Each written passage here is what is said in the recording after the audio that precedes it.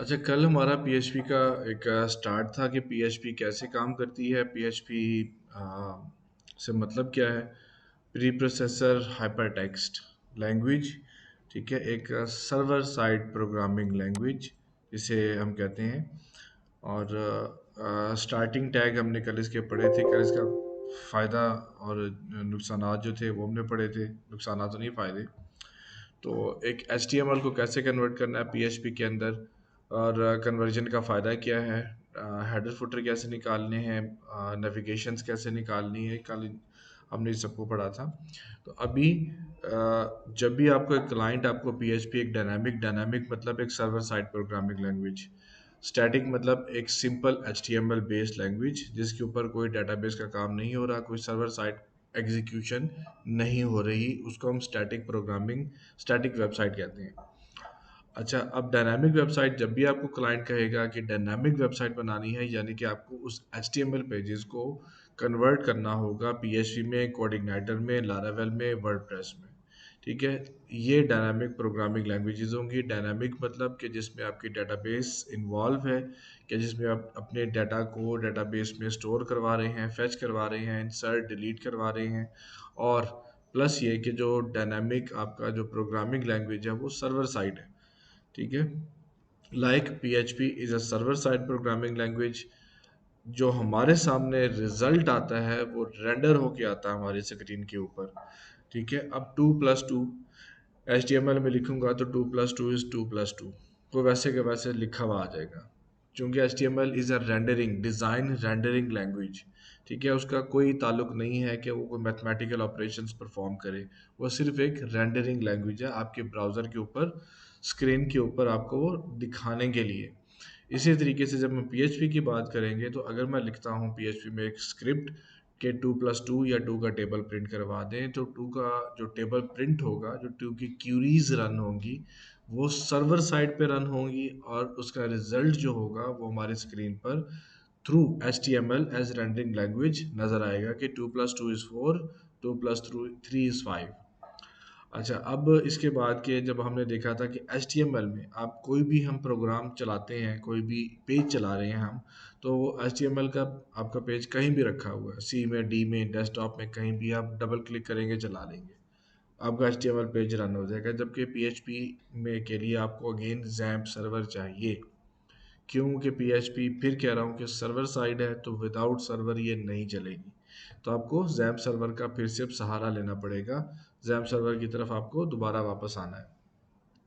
तो अब XAMPP server की तरफ आएंगे। XAMPP सर्वर पे आने के बाद उसी तरीके से वही इनिशियलाइज करेंगे, स्टार्ट करेंगे।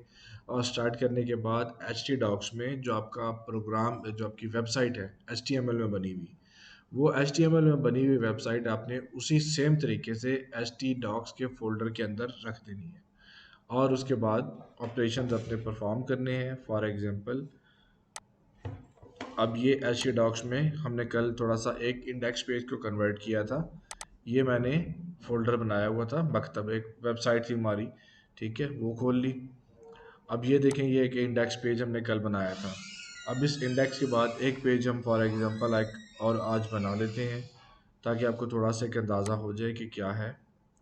ये है अबाउट का पेज हमारा, ये मैंने खोल लिया। अच्छा, अब आपने ये जो सबसे पहले करना होता है कि जो मैं इसको मिनिमाइज करूँ ज़रा, ये आप नंबर ऑफ़ पेजेस देखें अगर,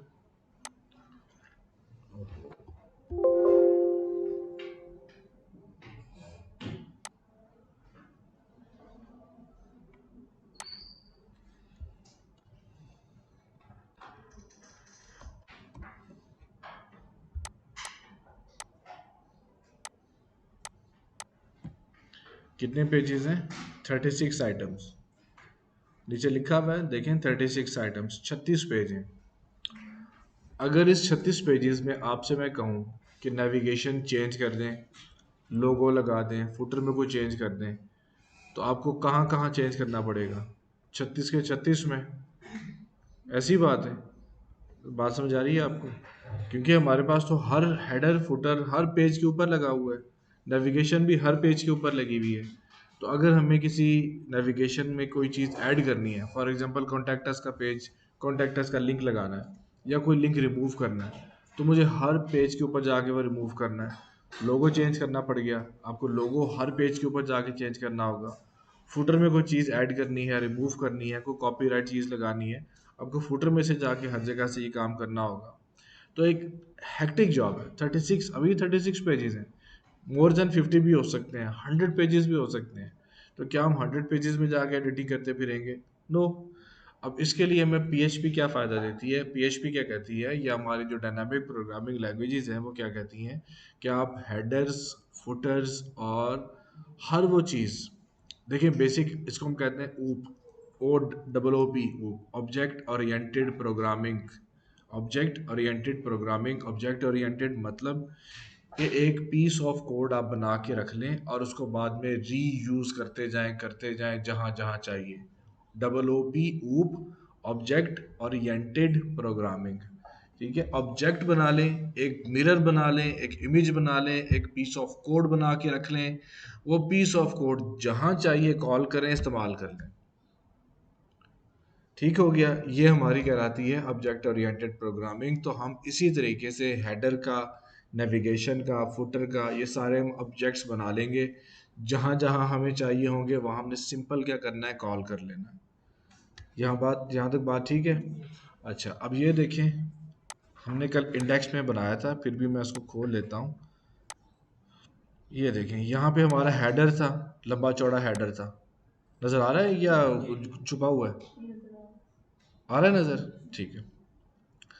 ये हमारा हेडर था लंबा चौड़ा किस्म का, हमने उसकी जगह पे सिंगल लाइन एक लिखी, हेडर हो गया हमारा। इसी तरीके से ये देखें, मेन नेविगेशन हो गई। और इसी तरीके से अगर हम अब जाएं, ये देखें, ये फुटर हो गया। अब मुझे अगर हेडर में कोई चेंज करनी है तो मैं इस हेडर डॉट पी में जाऊंगा, जो भी चेंज है वो चेंज करूंगा, और आगे मेरे भले 1000 पेज हों, वो चेंज 1000 के 1000 पेजेस पे अप्लाई हो जाएगी। नेविगेशन में कोई चेंजेस किए हैं मैंने, आगे जितने नंबर ऑफ पेजेस हैं वो सब पे चेंज अप्लाई हो जाएगी। फुटर में मैंने कोई चेंज की है, जितनी भी फुटर जहाँ जहाँ है वो सब पे वो चेंज अप्लाई हो जाएगी। अच्छा, अब ये देखें, ये पीएचपी का सिंटैक्स है, इसको कहते हैं, ये हमारा स्टार्टिंग टैग है, question mark PHP starting tag है, और ये हमारा एंडिंग टैग है। ठीक है, PHP opening and ending tag, this is you know as terminator. I think WordPress में पढ़ा था, शायद नहीं पढ़ा, या आप लोगों से भी पाला नहीं पड़ा इस टर्मिनेटर का। इसको कहते हैं टर्मिनेटर, मतलब आपकी जहाँ स्टेटमेंट को ब्रेक होना है, टर्मिनेट होना है, वहाँ पे हम इस चीज़ को लगाते हैं, भाई यहाँ पे ये टर्मिनेट होगी स्टेटमेंट, इसके बाद इसने नहीं चलना। This is called as terminator, semicolon terminator, कि इसके बाद जो स्टेटमेंट है वो आगे एग्जीक्यूट नहीं होगी। अब ये ब्लू वाला जो आपको इंक्लूड नज़र आ रहा है, दिस इज पीएचपी का फंक्शन है, पीएचपी का बिल्ट इन फंक्शन है। अब मैंने आपको पिछले लेक्चर में जब बताया था कि जब हम ऐसे ब्रैकेट्स लिखते हैं, ये वाले ब्रैकेट्स, दैट्स मीन फंक्शन। ठीक है, इसका नाम सीधा सीधा फंक्शन है, और फंक्शन के से पहले आपने उसका कोई भी नाम दे देना। ठीक हो गया। अब जब मैं बात कर रहा हूँ कि इंक्लूड की, और इंक्लूड के फंक्शन, यानी कि ये मैंने इंक्लूड का फंक्शन लिखा है, इसको आप अभी भूल जाएं।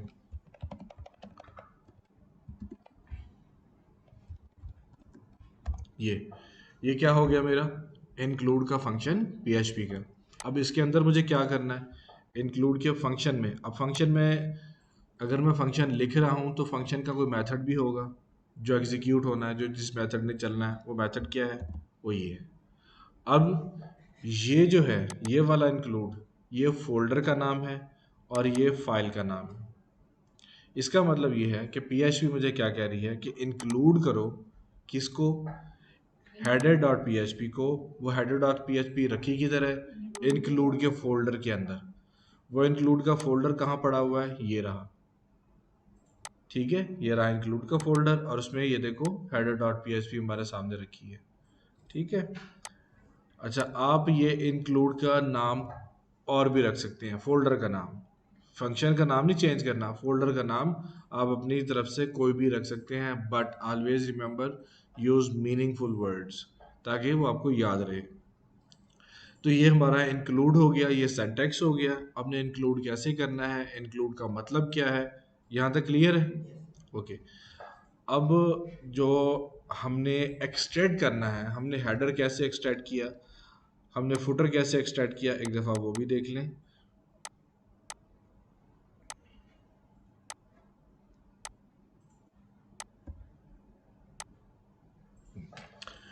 अब ये था हमारा हेडर सिंपल, ये देखिए, ये हेड से लेके हेड मैंने उठा लिया ऐसे यहाँ पे, ये सिंपल का सिंपल वैसे यहाँ रखा हुआ था इस जगह के ऊपर, मैंने सब उठा के यहाँ से कट किया और हेडर डॉट पी के फाइल के अंदर डाल दिया। अब मैं यहाँ पे अगर यहाँ पे PHP 1 भी करता हूँ, ऐसे कुछ भी ऐसे करता हूँ, तो आगे जितने भी पेजेस है सब पे ये चेंज अप्लाई हो जाएगी। बात समझ आई? अगर ये ना होता, HTML होता, तो हम एक एक पेज में जाके हम चेंजेस कर रहे होते। अच्छा, अब ये देखें, ये फुटर आ गया, देखिए फुटर का टैग जहाँ से था शुरू हो रहा था और जहाँ पे एंड हो रहा था प्लस प्लस, अगर यहाँ फुटर एंड हो रहा है और फुटर के नीचे जो कुछ भी है आपने वो बॉडी HTML तक उठा लेना है, कट कर लेना आपने, ठीक है, और footer डॉट PHP में डाल देना है।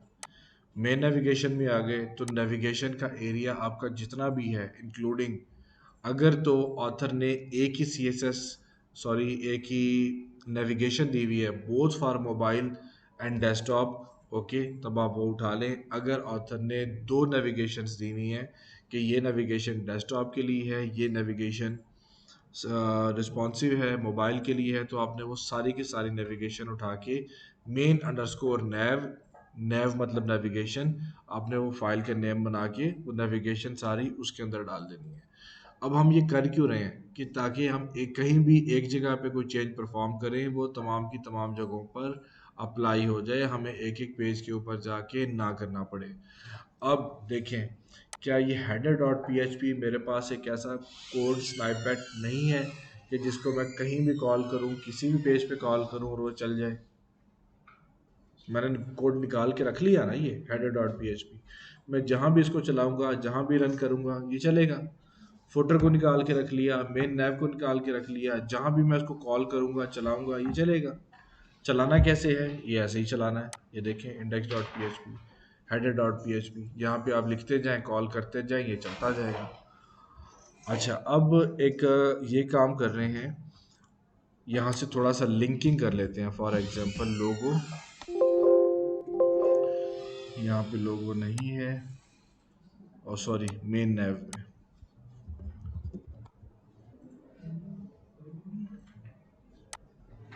अच्छा, अब आपने सिर्फ करना ये है कि डॉट HTML जहाँ भी लिखा हुआ है ना उसको PHP में ले आना है, जैसा कि ये लिखा हुआ है, ठीक है। उसका करने का एक तरीका, रिप्लेस, लिखें डॉट HTML और लिखें डॉट PHP, ठीक है, और इसके बाद कर दें रिप्लेस ऑल। ये उसने इंडेक्स HTML के तमाम लिंक्स को किस में कन्वर्ट कर दिया, PHP के अंदर कन्वर्ट कर दिया उसने, क्योंकि हमें सारे लिंक्स अब PHP की एक्सटेंशन में चाहिए। HTML पे क्लिक करेंगे तो वो लोड ही नहीं होगा या डिज़ाइन ख़राब कर देगा, ठीक है। और अगेन HTML के अंदर आप PHP की लैंग्वेज को नहीं चला सकते, PHP की लैंग्वेज चलाने के लिए डॉट PHP की एक्सटेंशन होना ज़रूरी है, ठीक है। ये हो गया, इसको हम कर देते हैं सेव। अच्छा जी, अब आप देखें यहाँ पे अबाउट, पहले पेज चला लें अपना,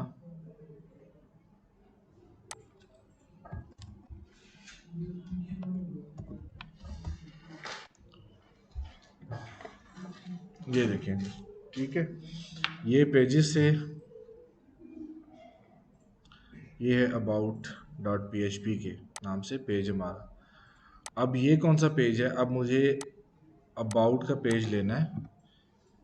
ये क्या है पेज, अबाउट डॉट HTML, दरवाज़ा बंद कर दीजिएगा। अबाउट डॉट HTML है, इसमें मुझे पहला स्टेप क्या करना है, PHP में कन्वर्ट करना है। आप खोल लें इसको, एडिट विद नोटपैड। अच्छा जी, ये जिस तरह हमने पहला काम क्या करना है, हेड को निकाल देना है। हमारा पहले एक ऊप के कंसेप्ट के हिसाब से एक पीस ऑफ कोड क्या बना हुआ है, हेडर डॉट PHP, ठीक है। यहाँ से लेके अब यहाँ तक आप उठा दें, इसको बाहर निकाल दें, ठीक है। अब लिखना क्या है यहाँ पे,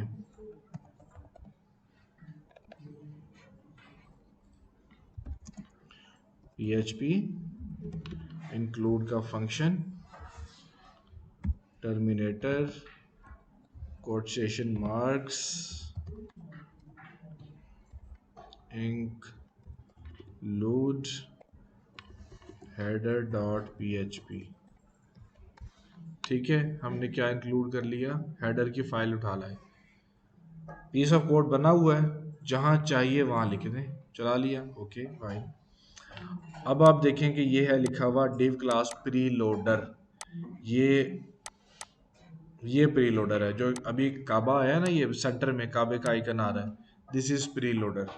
ठीक है, तो अगर आपको चाहिए प्री लोडर लगाना है तो ठीक है, नहीं लगाना तो हटा दें। बाज़ औक़ात क्या होता है कि प्री लोडर लोडिंग में टाइम ले लेता है या किसी किसी ब्राउज़र में अटक जाता है ये, तो आपने क्या करना है, अब हमें क्या करना है, नेविगेशन को सेपरेट करना है। मोबाइल जो हमारी नेविगेशन है, home, about us, pages, contact us, ठीक है, हमने वो भी बना रखी है, सेपरेट कर रखी है, किस नाम से, मेन अंडरस्कोर नैव के नाम से। ठीक है, अब आपने जो कल भी मैं बता रहा था कि आपने स्टार्टिंग और एंडिंग टैग्स का ध्यान करना है। कैसे, आप इस डिव पे क्लिक करें, देखें ये आपको बता रही है कि ये डिव कहाँ पे क्लोज हो रही है, नीचे 4 नंबर से स्टार्ट हो रही है, ये लाइन नंबर्स हैं, और 8 नंबर लाइन पर ये क्लोज हो रही है। इसी तरीके से देखें ये यूएल है, कहाँ से स्टार्ट है, 11 नंबर लाइन से, और 14 से क्लोज हो रही है। अगर आपने इस तरीके से टैग्स को नहीं हटाया, कोई ना कोई डिव ओपन रह जाएगी, कोई ना कोई हेडर सेक्शन, कोई ना कोई टैग ओपन रह जाएगा, या उस जिस टैग को क्लोज नहीं होना उस जगह पर वो क्लोज हो जाएगा, तो आपका डिज़ाइन ख़राब हो जाएगा। फिर आप इससे बजाय कि आप ढूंढते फिरें लाइन बाय लाइन कि कौन सा टैग कहाँ मिस हो गया, तो बजाय इस तमाम हेक्टिक अप्रोच के ऑलवेज डू दिस कि ये कहाँ से कहाँ जा रहा है, कहाँ पे ख़त्म हो रहा है। अब मेरा ये हेडर टैग है, अब यहाँ भी क्लिक कर सकते हैं, देखिए ये माइनस का नज़र आ रहा है, ये इस पर क्लिक करो, क्या पता लगा इससे, क्लोज नहीं हुआ, उसने हेडर जहाँ से लेके जहाँ तक लगा हुआ था उसको उसने कोलैप्स कर दिया, एक्सपैंड की जगह उसने उसको कोलैप्स कर दिया। अब यहाँ पे लाइन नंबर देखो, लाइन नंबर क्या आ रहा है, 111, एंडिंग लाइन ना, 9 के नीचे देखो ना, अब नज़र आ रहा है, अब स्टार्टिंग है 9 नंबर और एंडिंग है 111, लेकिन 111 पे क्या लगा हुआ है, डिव क्लास टिकी मेन्यू। तो उसका मतलब क्या है कि मेरा हेडर क्या है, 9 नंबर से स्टार्ट हो रहा है, 110 नंबर पे जा रहा है, तो मैं 9 से लेके 110 तक, इसको मुझे पता लग गया कि ये हेडर है। अब इसको मैं एक्सपैंड कर रहा हूँ, और ये देखिए प्लस लगा हुआ है ना, अब दोबारा क्लिक किया, मैनुअली जाके चेक कर लें, ये रेड लाइन को फॉलो करते जाएं, कहाँ तक जा रही है, ये देखें ये 110 नंबर पे जा रहा है। ठीक हो गया, यहाँ पे मेरा यानी कि ये हेडर है, ये मेरा हेडर क्लोज हो गया। अब देखें ये लिखा हुआ है स्टिकी मेन्यू, स्टिकी मेन्यू याद है आपको क्या है, स्टिकी मेन्यू इसको कहते हैं, ये देखो, ये ऊपर, ये वाला जो ऊपर मेरे साथ साथ आ रहा है ना, ये ऊपर नेविगेशन, ये मकतब, ये सब साथ साथ आ रहा है, यानी कि ये पेज पे स्टिकी है, स्टिकी लगा हुआ है। ठीक है, तो मेरे साथ साथ जैसे मैं स्क्रॉल कर रहा हूँ, ये नेविगेशन मेरे साथ साथ आ रही है। अगर ये स्टिकी नहीं होगा, मैं फॉर एग्जांपल इस जगह पे हूँ, चैरिटी कैंपेन्स के ऊपर हूँ, और ये मेरा मेन्यू स्टिकी नहीं है, नेविगेशन नहीं है, और मुझे किसी और पेज पे नेविगेट करना है, कॉन्टैक्ट अस पे जाना है, क्या करना पड़ेगा, पेज पे वापस जाना पड़ेगा, फिर मुझे कॉन्टैक्ट अस के पेज पे क्लिक करना पड़ेगा। इसलिए हम क्या लगाते हैं, स्टिकी मेन्यू। ठीक है, फॉर आवर ईज। तो ये क्या लगा हुआ है, स्टिकी मेन्यू, ये यानी कि ये भी हमारा नेविगेशन का पार्ट है। कहाँ से जा रहा है, डिव यहाँ से जा रहा है, यहाँ पे ख़त्म हो रहा है। अभी हम नेविगेशन को स्टडी कर रहे हैं। अच्छा, फिर देखें, ये लगा हुआ है रिस्पॉन्सिव हेडर, किसके लिए, अब ये मैं आपको 2-3 लेक्चर्स में बता चुका हूँ कि ऑथर्स क्या करते हैं, डिफरेंट ऑथर्स कि एक ही नेविगेशन बनाते हैं, जो कि एक अच्छी अप्रोच है, स्टैंडर्ड अप्रोच है, कि एक ही नेविगेशन, उसी को फिर ये CSS में स्टाइलिंग दे लेते हैं कि एक ही नेविगेशन हो, वो मोबाइल की रिस्पॉन्सिवनेस में तमाम प्लेटफॉर्म्स में भी काम करे, डेस्कटॉप में भी काम करे। जबकि कुछ ऑथर्स हैं जो थीम ऑथर्स हैं, बनाने वाले हैं, थीम बिल्डर्स हैं, डिज़ाइनर्स हैं वो क्या करते हैं कि मल्टीपल मेन्यू बना देते हैं, एक डेस्कटॉप के लिए और दूसरा किसके लिए, रिस्पॉन्सिव के लिए। वहाँ हमें थोड़ा सा ओवर वर्क करना पड़ता है कि एक डेस्कटॉप में भी जाके लिंकिंग करनी पड़ती है, फिर मोबाइल के लिए भी जाके लिंकिंग करनी पड़ती है। अब ये क्या है, यहाँ भी दो बनी हुई है नेविगेशंस। तो यहाँ पे क्या है, रिस्पॉन्सिव हेडर है, मुझे पता लग गया कि रिस्पॉन्सिव है, मोबाइल के लिए है, ओके। इसको देख लो कहाँ तक जा रहा है, ये यहाँ तक देखो, रिस्पॉन्सिव हेडर यहाँ तक बांधा है। अब मुझे पता लग गया कि मेरा जो है नेविगेशन है वो यहाँ पे ख़त्म हो रही है लाइन नंबर 300 पर। मैं यहाँ से इसको उठा लेता हूँ।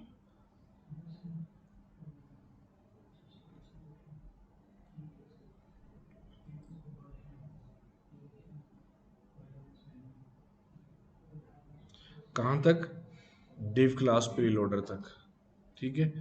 ये मैंने हटा दिया। और है ये सब कुछ कहाँ पर मेरा पड़ा हुआ, मेन नेविगेशन के अंदर, जो कि मैंने पहले से बना रखा है। देखें प्रीलोडर है, ये देखें हेडर रखा हुआ है, स्टिकी मेन्यू ये रखा हुआ है, रिस्पॉन्सिव हेडर ये रखा हुआ है, ठीक है। ये मेरा उसमें आ गया। अब मुझे क्या चाहिए, मैं उसको कॉपी कर रहा हूँ। अबाउट का पेज ये रहा, यहीं से हटाया था नेविगेशन को, ये मेन नेव मैंने यहाँ पे कॉल कर लिया और कमेंट कर दिया, बता दिया कि ये मेरा मेन नेविगेशन स्टार्ट हो रही है, यहाँ पे एंड हो रही है। अब बारी आ जाती है हमारे फुटर की।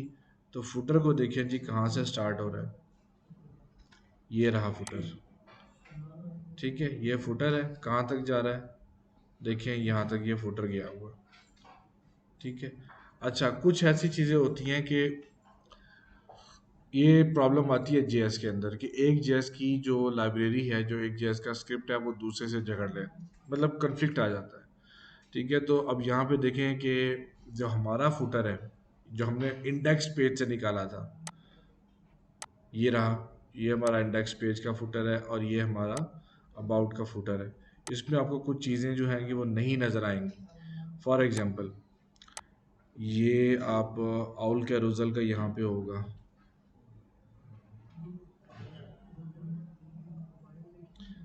स्लिक है पार्टिकल, एक मिनट, ये देखें यहाँ पे ये कुछ फैंसी बॉक्स की हैं ज़्यादा, ये जेक्यूरी टच पिन, ये आपको इंडेक्स में जो हमने पहले बनाया था यहाँ पे नहीं नज़र आएंगी, या एक आधी कोई है वहाँ पे। तो मतलब कहने का इन शॉर्ट ये कि देखें होम पेज पे अगर मेरा आउल कैरोजल लगा हुआ है, स्लाइडर लगा हुआ है, ठीक है, तो उसकी जीएस लाइब्रेरी मेरे इंडेक्स के पेज के फुटर में होगी। अबाउट अस के पेज में मेरा आउल नहीं है, तो वहाँ पे मेरा आउल कैरोजल की जीएस भी कॉल हुई भी नहीं होगी। तो यहाँ पे थोड़ा सा फुटर आपका डिफरेंस कर सकता है। तो आपने थोड़ा सा जीएस की लाइब्रेरीज को देख लेना है कि अब अगर इंडेक्स में जिस तरह ये काउंटर अब या कोई एक ऐसा जेएस हो जो इंडेक्स में जो हम पहले फुटर निकाल चुके हैं, जो पहले फुटर हम एक्सक्लूड कर चुके हैं, उसमें वो जेएस लाइब्रेरी नहीं है, तो वो आपके जो पेज है, यानी कि अगर अबाउट के पेज में हम काम कर रहे हैं, वो उसमें वो लाइब्रेरी नहीं है, तो वो चलेगा नहीं। मतलब वो एक पीस ऑफ कोड जिसकी वजह से कोई एनिमेशन आ रही होगी, कोई स्टाइल आ रहा होगा, कोई एक्शन परफॉर्म हो रहा होगा, वो नहीं चलेगा। तो फिर मुझे उसके लिए क्या करना होगा, मुझे सिर्फ वो लाइब्रेरी देखनी है कि भाई ये फॉर एग्जांपल कंसीडर कर लें कि ये wow dot min dot J S जो है, ये इंडेक्स में है, मतलब जो हमने पहले फुटर निकाला था, लेकिन अबाउट में जो पहले फुटर था उसमें नहीं है, ठीक है। लेकिन यहाँ हमें अबाउट के पेज में रिक्वायर थी, इसमें चाहिए थी, लेकिन जो पहले हम इंडेक्स के पेज वाला फुटर हम पहले एक्सक्लूड कर चुके हैं, उसमें वो नहीं थी, ठीक है। तो अब मैं जब अबाउट का पेज बनाऊंगा तो जो वाउ डॉट मिन की वजह से जो इफेक्ट आ रहा होगा अबाउट के पेज पे, वो नहीं आएगा। तो उसके लिए मुझे क्या करना होगा, सिंपल ये लाइन में कॉपी करके जो हमने पहले फुटर निकाला हुआ है उसमें जाके मैं पेस्ट कर दूंगा, हमारा काम हो जाएगा। ये बात समझ आई? कोई बात नहीं, चला जाए, बशर्ते कि कॉन्फ्लिक्ट ना आए, बस कॉन्फ्लिक्ट ना आए, बाकी चला जाए, नो इशू, ठीक है। थोड़ा सा, लेकिन ये कभी ज़्यादा एडवांस लेवल पे आता है, स्टार्टिंग पे मतलब बिगिनर लेवल या इंटरमीडिएट पे नहीं होता ये, एडवांस लेवल पे किसी जगह पे जाके आ जाता है ये। खसूसन खसूसन तब आता है जब आप गूगल मैप्स के साथ डील कर रहे होते हैं, गूगल मैप्स की लाइब्रेरीज होती हैं इंडेक्स के ऊपर। For example contact us page, शायद यहाँ पे मैप लगा हो, तो कॉन्टैक्ट अस पेज पे फुटर पे गूगल मैप की लाइब्रेरी होगी। हमारे इंडेक्स पेज पे अभी तक देखो जो हमने फुटर एक्सक्लूड किया हुआ है, इसमें कहीं भी आपको लिखा हुआ है गूगल की जेएस फाइल नहीं है, ठीक है ना। तो ये फिर हमें क्या होगा कि मुझे वो लाइब्रेरी जो है वो गूगल मैप की यहाँ पे लगानी पड़ेगी, फिर वो चलेगा, ठीक है। तो अभी के लिए मैं क्या करता हूँ, ये फुटर यहाँ, बिल्कुल बिल्कुल बिल्कुल हेडर के लिए भी हो सकती है, बिल्कुल हेडर के लिए भी हो सकती है, लेकिन फिर बता रहा हूँ कि थोड़ा सा एडवांस लेवल पे है। लाइक अभी आपको ये नहीं नज़र आएगा, ये हेडर के लिए भी हो सकती है। सही पहुंची हैं आप। अब फुटर लिखा तो इंडेक्स में जाके मैं फिर वही कॉपी कर लेता हूँ, फुटर मैंने लिखा और ये फुटर कॉल कर दिया, ठीक हो गया, ये फुटर मेरा आ गया। अब आपने इसको करना है file save as about dot H T M L है, इसको आपने किस में लिखना है, पी एच पी में। ये about dot P H P में जाके सेव हो रहा है, ये सेव कर दिया। अब ऊपर एक्सटेंशन भी हमारी पी एच पी बन गई। अब आप जाके पेज को रिफ्रेश करें, और कहाँ था अबाउट, ये रहा, ये मेरा देखें अबाउट का पेज आ गया, ठीक है। सेपरेशन हो गई, मेरा अबाउट का पेज भी आ गया। देखें ये कुछ इफेक्ट्स हैं, ये वाले जो नज़र आ रहे हैं आपको, ये wow dot min dot G S के ज़रिए से काम कर रहे होंगे, एनिमेशंस जे क्यूरी के एनिमेशंस की वजह से काम कर रहे होंगे। अच्छा जी, ये कॉन्टैक्ट अस का पेज देखिए, अगर ये रहा, तो ये सारे पेजेस चेंज करने पड़ेंगे वेबसाइट में मुझे जी तो। बिल्कुल, आपको तमाम के तमाम पेजेस चेंज करने होंगे, पीएचपी में कन्वर्ट करने होंगे। अब यहाँ पे मेरा ख्याल है कि मैप लगा होगा, इसको इंस्पेक्ट करते हैं। ये जो ब्लैंक एरिया आ रहा है ना, हाँ जी, देखिए डिव क्लास कॉन्टैक्ट मैप, ये लगा हुआ, ठीक है। अब इसके कंसोल में जाएं तो हमें एरर क्या दे रहा है, ये fail to resource found, error file not found. अच्छा जी, ये जस्ट टू डीबग, ये डिबगिंग के लिए हम यूज़ करते हैं एलिमेंट्स और उसके बाद कंसोल्स। अगर इसको मैं क्लियर करके चेक करूं, ठीक है। अच्छा, अब ये वही बात आ गई फुटर वाली जो मैं करने लगा था, कि एक फ़ाइल, अभी इंडेक्स में तो हमारे पास गूगल मैप की कोई फ़ाइल नहीं लगी हुई। लेट्स सी कि contact dot H T M L के फुटर में क्या है और हेडर में कोई चीज़ क्या है। हेडर में गूगल है, जे क्वेरी फैंसी बॉक्स नहीं है, ठीक है। ओके, अब हम जाते हैं इसके फुटर में। ये देखें जी, ये लगा हुआ है आपके सामने गूगल का, ये रहा हाईलाइट हुआ हुआ। अब हमारे इंडेक्स में तो नहीं है, ये नहीं है ना, तो अब ये वहाँ पे चलेगा नहीं। अगर मैं चलाऊंगा तो पहले तो इस तरह करते हैं कि इसको भी हम थोड़ा सा कन्वर्ट कर लेते हैं, जो आपका बना हुआ है उसे कॉपी करते जाएं टू सेव टाइम। यहाँ से मैं उसको कॉपी कर लेता हूँ और अब जाता हूँ कॉन्टैक्ट में इसके सेक्शन पर।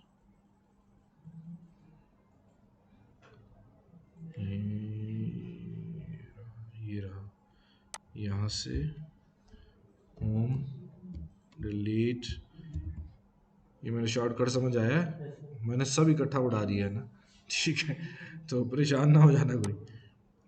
कॉपी, और इसके बाद आ जाए फुटर फुटर फुटर फुटर, ये रहा,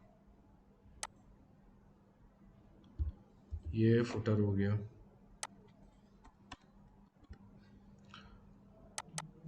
F W T E R, footer, ये save as P H P, save कर लिया। अच्छा जी, हमने जो फुटर लिए रहा दोबारा जो पहले निकाला था, उसमें कहीं गूगल है नहीं है। तो हम एक दफ़ा अपना पेज देखते हैं कि हमारा कॉन्टैक्ट अस का पेज हमें क्या बता रहा है। ये आ गया कॉन्टैक्ट का पेज, यहाँ पे हमारे पास मैप नहीं आ रहा, ये रहा इंस्पेक्ट एलिमेंट, एंड ये रहा डिव क्लास मैप। और आप इसके कंसोल पे अगर क्लिक करें ये आपके पास है सोर्सेज नेटवर्क।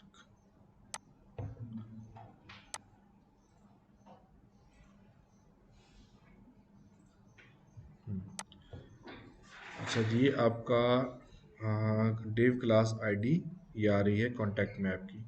तो हम यहाँ पे चले जाते हैं, contact dot P H P के पेज में गए। ये कहाँ लगा हुआ है, फाइंड कर लेते हैं मैप।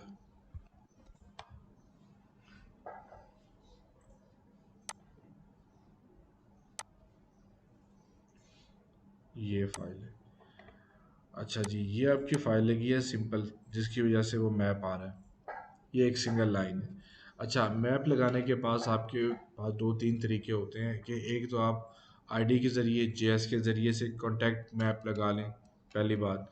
दूसरा, आप एम्बेड फ्रेम, ठीक है, एम्बेडिंग के ज़रिए आई फ्रेम के ज़रिए भी आप मैप लगा सकते हैं। तो पहली बात कि ये कॉन्टैक्ट मैप क्यों नहीं चल रहा, आप इस आईडी को फाइंड आउट करो। कंट्रोल मैप, ये कॉपी कर लिया। आप जाते हैं एसेट्स में, जेएस में। अच्छा, यहाँ पे देखें कि गूगल का ये रहा, ये देखें, ये Google map initialize JS, Google map initialize int, यानी कि इनिशियलाइज टू जेएस। ये आपके सामने ये दो लगे हुए हैं फाइल्स। इसको अगर मैं देखूं, ये देखें, ये लैंगिट्यूड लैटिट्यूड सेट है। ये कॉन्टैक्ट मैप जो मैंने कॉपी किया था ये रहा।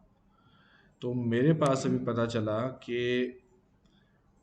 इसके जेएस से मैं बाहर जाऊं, ज़रा एक minute. Contact dot H T M L खोल रहा हूँ ताकि मैं फुटर मैच कर सकूँ और हेडर मैच कर सकूँ।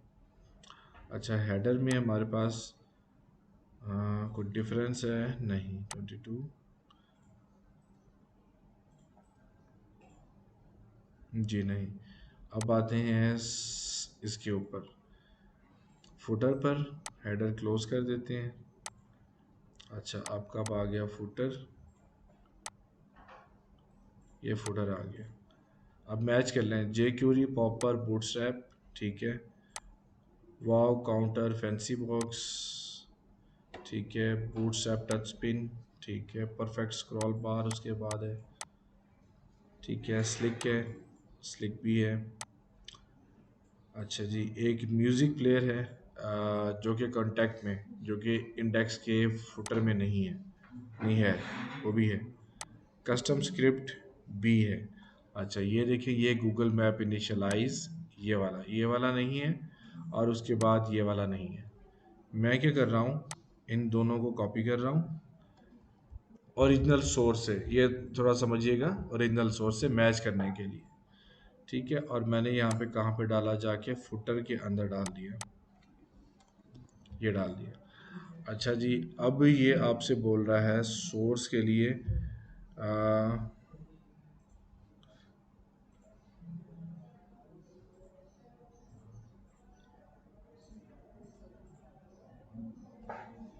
यहाँ पे हमने इसको सेव किया, और आप अपने पेज को आके रिफ्रेश करें। हमारा मैप अभी नहीं आया, तो ये जो सोर्स है आपका,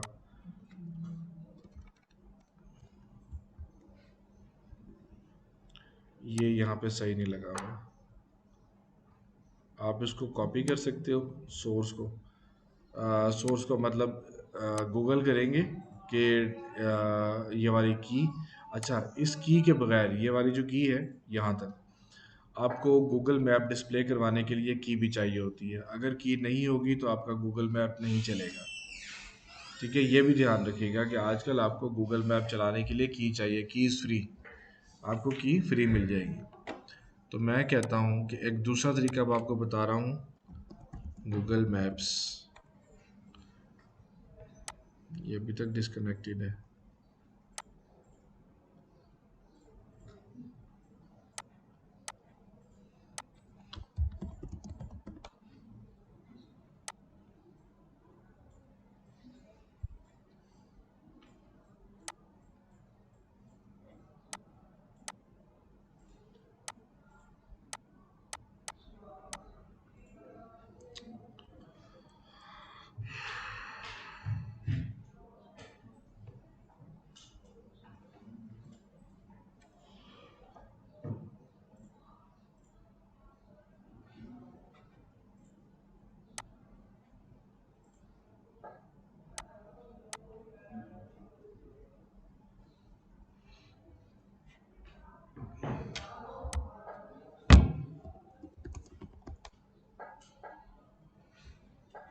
ये गूगल मैप्स आ गए। आपने गूगल मैप को ओपन करना है। गूगल मैप को ओपन करने के बाद जो आपने लोकेशन चाहिए आपको, फॉर एग्जांपल मैं लिखता हूँ एरिड एग्रीकल्चर यूनिवर्सिटी, ये आ गया पीर मेहर अली शाह। अच्छा, ये अब आपके सामने आ गया। अब ये देखें, ये आ रहा है नज़र आपको शेयर। शेयर पे क्लिक करें।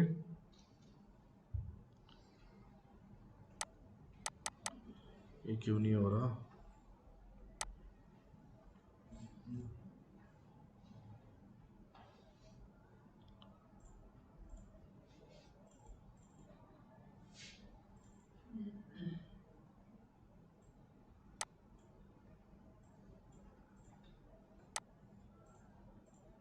ये अब आया, शायद वो सो रहा था पहले। एनी हाउ, इसके बाद शेयर पे क्लिक करने के बाद आपके पास ये स्क्रीन आ जाएगी। आपने क्लिक करना है एम्बेड ए मैप।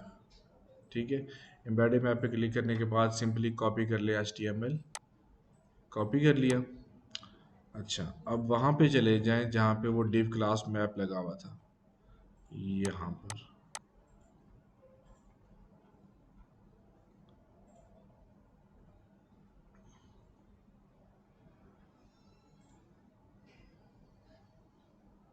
किधर गया? ये रहा। अब जो पहले ये लगी हुई थी इसको मैं कर रहा हूँ कमेंट, कंट्रोल के। ठीक है, और इसके बाद इसको प्रेस करके यहाँ पे लगा रहे हैं वो जो एम्बेड का कोड कॉपी किया था, पेस्ट करके। अब इसको रिफ्रेश कर लेते हैं। ये क्यों नहीं आया? अच्छा जी, ये आपको बोल रहा है API की aborted not found। ये इस की वजह से ये नहीं चल रहा।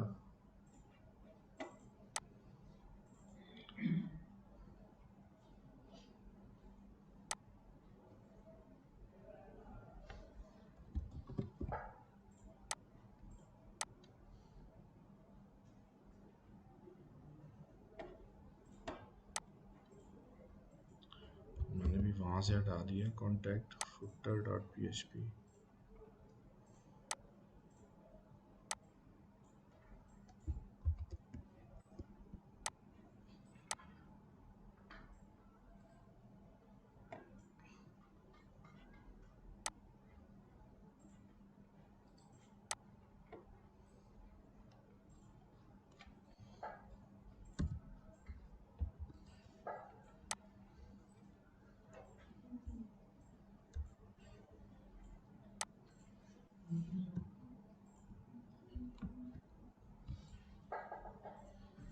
privacy feed, वही देख रहा हूँ कि अभी भी डिप कॉन्टैक्ट मैप ही आ रहा है। privacy save instant resolution, dim मैंने कहाँ से वो HTML पे तो नहीं कर दिया पेस्ट? हाँ, वहाँ पेस्ट कर दिया।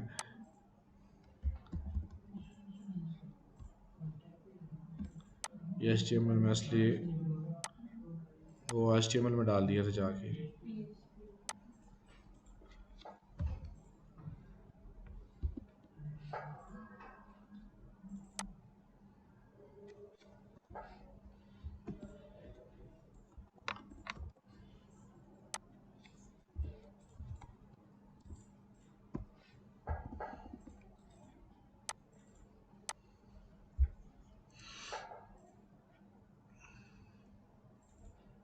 ये देखें, आपका मैप अब आ गया। और ये वही एडमिनिस्ट्रेशन ब्लॉक देखें जो हमने लिखा था, एडमिनिस्ट्रेशन ब्लॉक UAR शमशाबाद, ये वही हमारा लोकेशन आ रही है। तो ये नेक्स्ट वे है जो दूसरे तरीके से, अगर पहले से जो थीम ऑथर ने लिखा हुआ है, ठीक है, उसकी वजह से अगर आपका गूगल मैप नहीं आ रहा तो आप इस तरीके से उसको लगा सकते हैं। मैंने क्या किया सिंपल, कि उसकी जो फाइल्स थी, जो की थी, जिसकी वजह से वो नहीं आ रहा था, मैंने वो की हटा दी। ठीक है, और इनिशियलाइज जो उसने गूगल किया हुआ था वो हटा दिया और अपना मैप लगा दिया। मेरा मैप चल गया। अच्छा, फिर आजकल एक गूगल की एक और भी पॉलिसी है कि जब आप गूगल को फर्स्ट तरीके से जो पहले लगा हुआ था, उस तरीके से आप लगाते हैं तो आपको यूआरएल भी ऑथराइज करना होता है। कैसे? आप जाएंगे कंसोल डॉट गूगल, ठीक है, आपने जीमेल से ही ये साइन अप करना है कंसोल पर।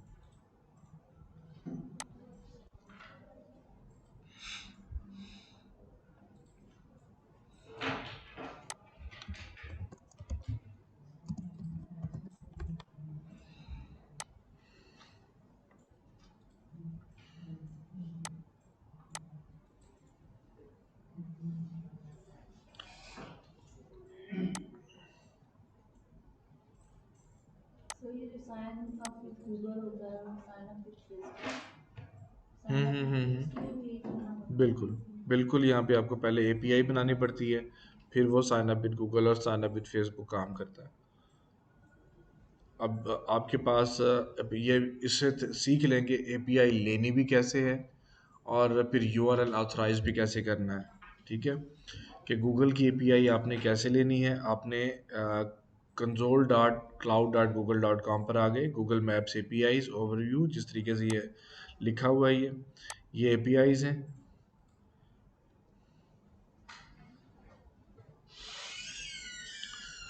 अच्छा, इसके बाद आपने देखना, ये देखें एक लिखा क्रेडेंशियल्स, ये मेरी ऑलरेडी बनी हुई एपीआई है।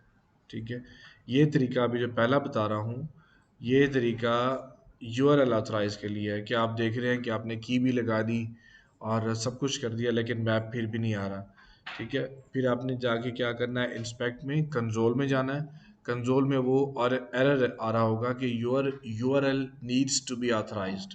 गूगल आपको ये एरर दे रहा होगा, योर यूआरएल, और वो लिखा होगा URL needs to be authorized. जब भी गूगल मैप आपको इस किस्म का एरर दे, आपने सिंपल क्या करना है, क्लाउड डॉट गूगल में आ जाना है, क्रेडेंशियल्स में आना है। क्रेडेंशियल्स में आने के बाद आपके पास ये एपीआई की है, आपने एक्शंस पे क्लिक करना और करना है एडिट एपीआई। ठीक है, एडिट एपीआई की। वेबसाइट्स में अब ये देखें, ये सारे मैंने यूआरएल्स डाल रखे हैं। ठीक है, अब आपको क्या करोगे, ऐड करोगे। ऐड में जो आपका यूआरएल है, फॉर एग्जांपल हमारा ये वाला यूआरएल है, आपने इसको कॉपी किया, कॉपी करके पेस्ट किया और डन कर दिया। यहाँ से फिर आपने सेव का बटन दबा दिया, आपका यूआरएल ऑथराइज हो जाएगा। 2-3 मिनट लगते हैं, गूगल उसको ऑथराइज कर देता है, तो आपका यूआरएल इस तरीके से ऑथराइज होगा। ठीक हो गया। और इसी तरीके से आपने रीजनरेट की, नई आपको की चाहिए, क्रेडेंशियल्स में आके आपने रीजनरेट की कर देना है, वहाँ से आप आ जाना है। फिर आपने एनेबल्स एपीआई, कि आपको एपीआई कौन कौन सी चाहिए, उसमें यहाँ पे गूगल मैप एंड सर्विसेज आ रहा होगा, उसको चेक कर देना, एनेबल कर देना, आपकी गूगल मैप सर्विस आ जाएगी। ठीक है, जहाँ लाइक ये देखें, ये सारी एनेबल हुई हुई हैं। ये रही directions API, Google map API और मैप एलिवेशन, ये सारी एपीआई। प्लेसिस एपीआई उसको कहते हैं, प्लेसिस एपीआई। आपने प्लेसिस एपीआई को एनेबल कर देना है और आपका गूगल मैप जो है वो चल जाएगा। तो अगेन विद अ की है, ये आपका गूगल मैप हो गया। आपका एक कॉन्टैक्ट अस के पेज को हमने देख लिया कि कैसे मतलब सारे पेज को चेंज करके हमने लिंक कैसे करना है। फिर ये लिंकिंग भी हो गई, यानी कि अब कह सकते हैं कि अब आपका ये हमारा 3 पेज बन गए, होम, अबाउट अस और कॉन्टैक्ट अस। पीएचपी में कन्वर्ट भी हो गए और आपस में लिंक भी हो गए। अच्छा, नेक्स्ट स्टेप के अंदर यहाँ तक कोई प्रॉब्लम, कोई क्वेश्चन? सर जी। एक जो हमने मैप लगाया इम्पैक्ट करके, हाँ जी। तो इसमें जावास्क्रिप्ट का मतलब कि हमने वो हटा दिया कोड, हाँ, तो जावास्क्रिप्ट का यूज़ नहीं होगा फिर उसके अंदर। देखें आई फ्रेम जो हमने गूगल से लिया वो भी जेएस ही है। अगर आप उस कोड को देखो, यहाँ पे आओ, इसको गौर करो, तो ये भी हमारा जेएस ही है। ठीक है, यहाँ पे लिखा हुआ है विड्थ हाइट। अगर आपको मैप बड़ा करना है, छोटा करना है, आप इस विड्थ हाइट को भी आप यहीं से चेंज कर सकते हैं। तो ये गूगल मैप का जो एम्बेड मैप्स एपीआईज लगी है ये भी जेएसई है, यानी कि आपने पूरा वाई फ्रेम ही उठा लिया आपका, ठीक है, तो आपने वो लगा दिया आई फ्रेम उसकी जगह पर। ये जो नेक्स्ट तरीका है जो प्रीवियस है, क्योंकि वो यूआरएल ऑथराइजेशन के ऊपर भी है, मैं वो भी आपको बताता हूँ कि उसी के ज़रिए जो ऑथर ने दिया हुआ है वो कैसे काम करता है, कि आपको उसके लिए की चाहिए अपनी, क्योंकि विदाउट की वो काम नहीं करेगा। सर तो हमें कौन सा करना चाहिए, ये वाला करना चाहिए या दोनों चल जाते हैं, बस वो ये है कि वो इनिशियलाइज करके रख दिया ऑलरेडी, बस वहाँ पे आप अपनी की चेंज कर लें और कोऑर्डिनेट्स को चेंज कर लें, वो लगा देंगे। नहीं चल रहा तो आप ये लगा दो, बात तो वही है।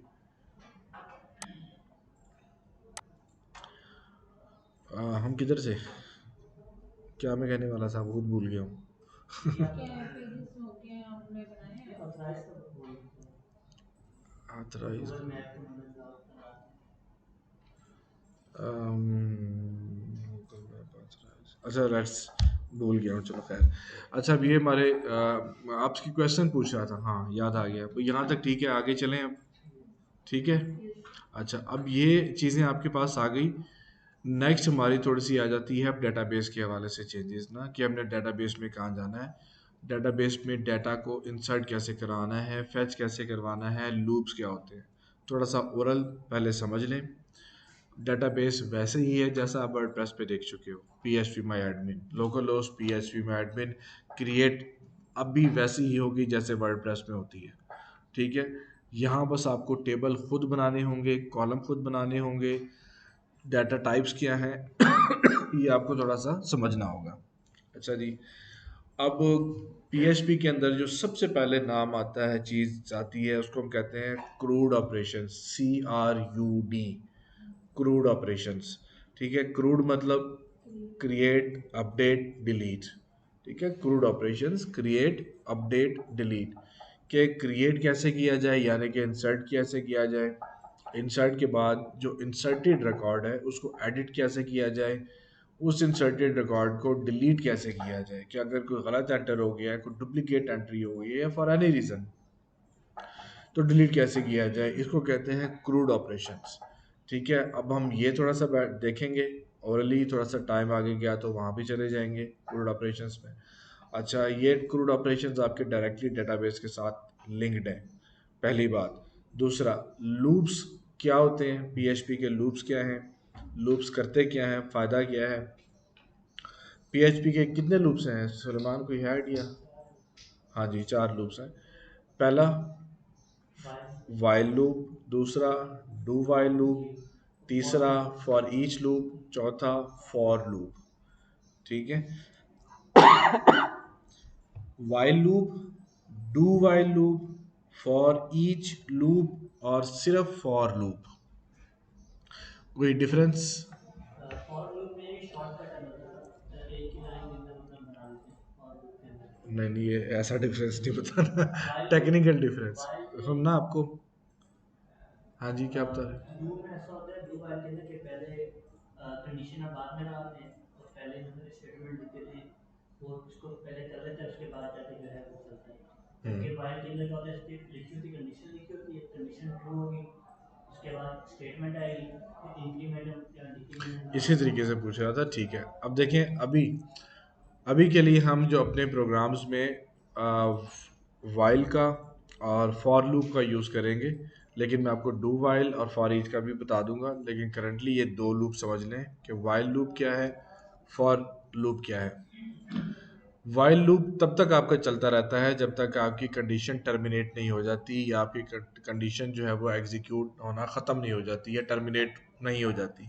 वाइल लूप ने तब तक चलते रहना है। फॉर एग्जांपल, कंडीशन टर्मिनेट से क्या मुराद है, कब तक कैसे चलेगा, लाइक कि मैं कहता हूँ कि वाइल लूप, लूप लगाओ, लूप मतलब चलते रहो, ठीक है। कब तक चलते रहो, जब तक आपकी जो कंडीशन है या रास्ता है वो ख़त्म नहीं हो गया, या जो कंडीशन फॉल्स नहीं हो गई, या कंडीशन टर्मिनेट नहीं होगी, तब तक चलते रहो। वाइल लूप ये है।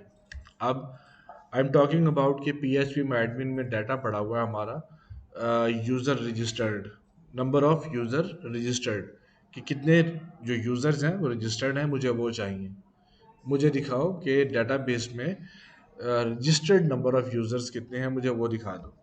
तो मैं वाइल लूप लिखूंगा, ठीक है, अपना वाइल लूप चलाऊंगा क्यूरी के ज़रिए से, और मेरा वाइल लूप अब कितने हैं, फॉर एग्जांपल समझ लेते हैं कि डेटाबेस में 100 स्टूडेंट्स हैं रजिस्टर्ड, तो मेरा वाइल लूप कहाँ तक चलेगा, 100 तक चलेगा। 1000 है तो 1000 तक चलेगा, 10,000 है तो 10,000 तक चलेगा, जब तक जितना रिकॉर्ड है जब तक ख़त्म नहीं हो जाता वो चलता रहेगा। ये वाइल लूप है, सिंपल इज दैट।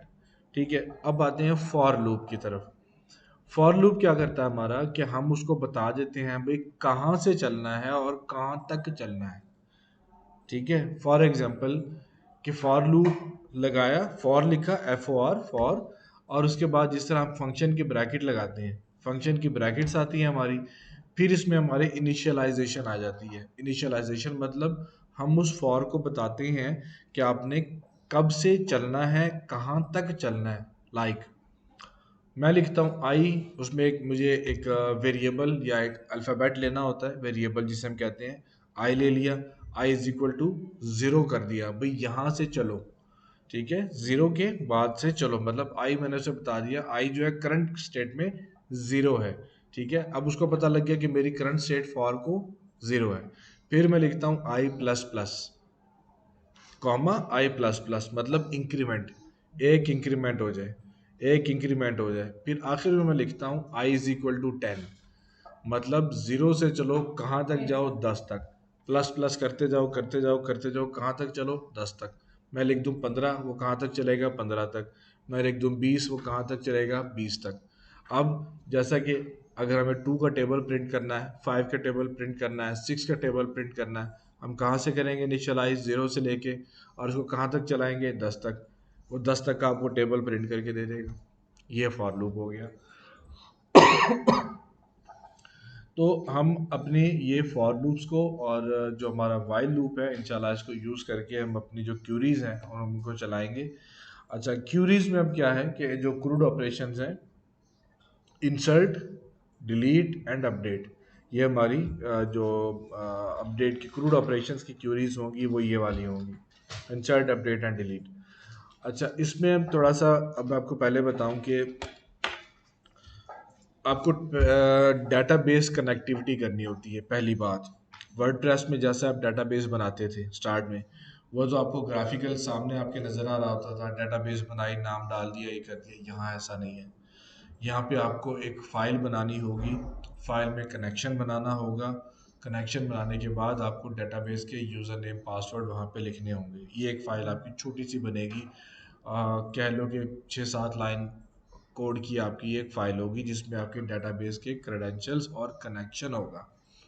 एक बात, ये डेटाबेस की फ़ाइल बन गई। फिर इससे भी पहले हम जो पीएचपी की जो क्यूरीज हैं वो चल रही होती हैं माई सीक्वल के ऊपर या माई सीक्वल आई के ऊपर। करंटली क्या है, माई सीक्वल जो है वो ऑब्सोलीट हो गया है, रिमूव हो गया है, आजकल माई सीक्वल नहीं चलता। अगर आपकी कोई मोबाइल वेब एप्लीकेशन है भी कोई पुरानी रखी हुई ऐसी कि जो कि माई सीक्वल के ऊपर है और आप उसे किसी सर्वर पे चलाना चाहोगे तो वो नहीं चलेगा। इवन के किसी जैम के लेटेस्ट वर्जन में भी चलाओगे तो माई सीक्वल ऑब्सोलीट है, रिमूव हो चुका है, नहीं चलेगा। तो आजकल हम क्या यूज़ करते हैं, माई सीक्वल आई, माई सीक्वल MySQL आई, माई सीक्वल आई उसकी रिप्लेसमेंट के तौर पे। फिर PHP के वर्जन्स हैं स्टार्टिंग फ्रॉम 5.6, 5.6 से पीछे जो भी है ऑब्सोलीट है, रिमूव्ड है, नहीं चलेगा, not supported. Minimum supported version is 5.6, और करंटली 8.1, 8.2 तक PHP का वर्जन आ चुका है आपके सर्वर्स के ऊपर। अब जो लारावेल है, वो लारावेल को मिनिमम PHP 7.0 चाहिए होती है, 7.0, 7.2, 7.4, इस तरीके से लारावेल का जो आपका है PHP की ये रिक्वायरमेंट है। तो ये PHP वर्जन हो गया। और अब माई सीक्वल आई के बारे में मैंने आपको बताया कि ये माई सीक्वल है, माई सीक्वल आई और माई सीक्वल में क्या फ़र्क है। और हमारी जो क्यूरीज हैं वो भी माई सीक्वल आई के बेस के ऊपर होंगी, डेटाबेस कनेक्शन से लेकर सब कुछ। तो एक ऊपर ज़्यादा तो नहीं हो रहा, अभी पहले बता दो, इट्स ओके, चले। थोड़ा सा डेटाबेस कनेक्शन तक जाके थोड़ा सा MySQL पढ़ लें, फिर ताकि वीकेंड है, ताकि आपको घर जाके कुछ खेलने के लिए भी कुछ मिल जाए। ठीक है, तो अच्छा जी, इसके लिए हम क्या करते हैं कि यहाँ से उठा लेते हैं।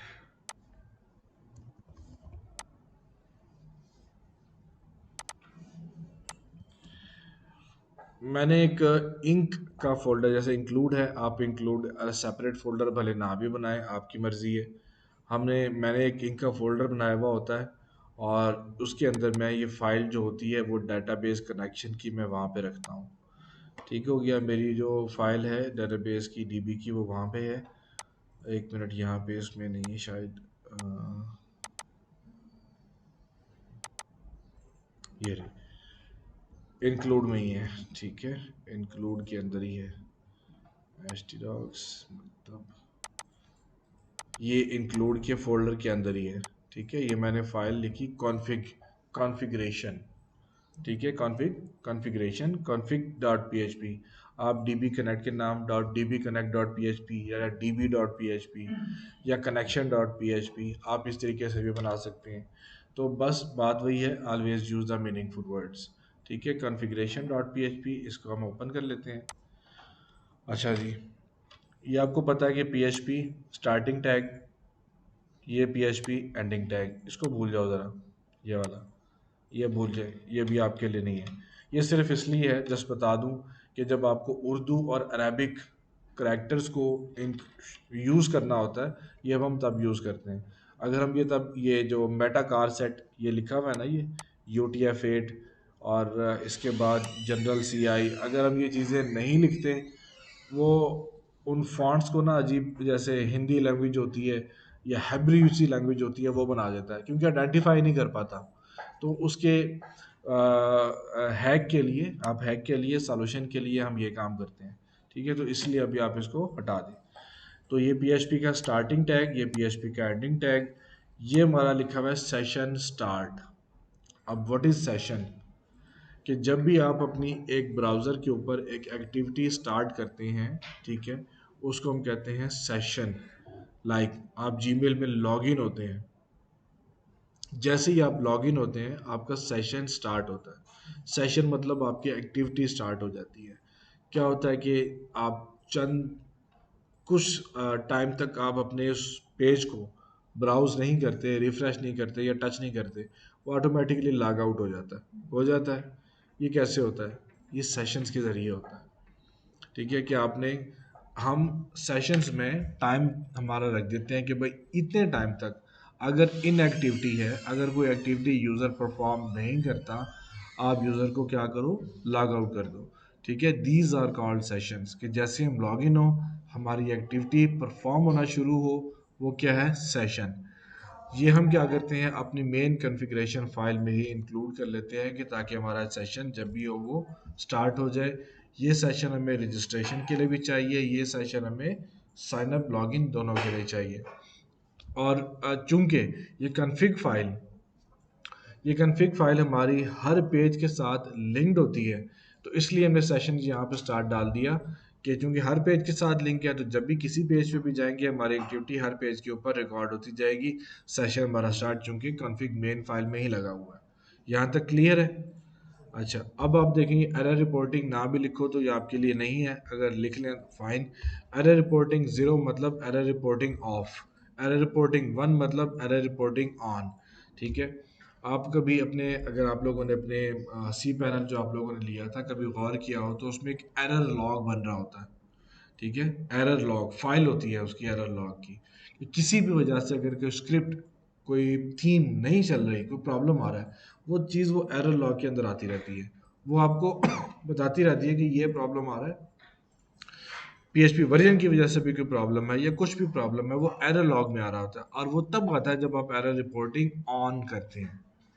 ठीक है, तो आप ये लिखें ना लिखें आपकी मर्जी है। तो मेन हम कनेक्शन फाइल जो हमने अभी हमें आना था, अभी हमारा अंडर द टेबल जो चीज़ है वो ये है, ये सेशन और PHP स्टार्टिंग टैग। इसके बाद यहाँ से लेके ये क्रिएट कनेक्शन $कॉन। देखिए जब भी हम PHP के अंदर एक वेरिएबल बनाते हैं तो डॉलर साइन के साथ बनाते हैं, ठीक हो गया। डॉलर साइन जहां भी लगा होगा that's mean we are using a variable, ठीक है, वो हमारा एक वेरिएबल है।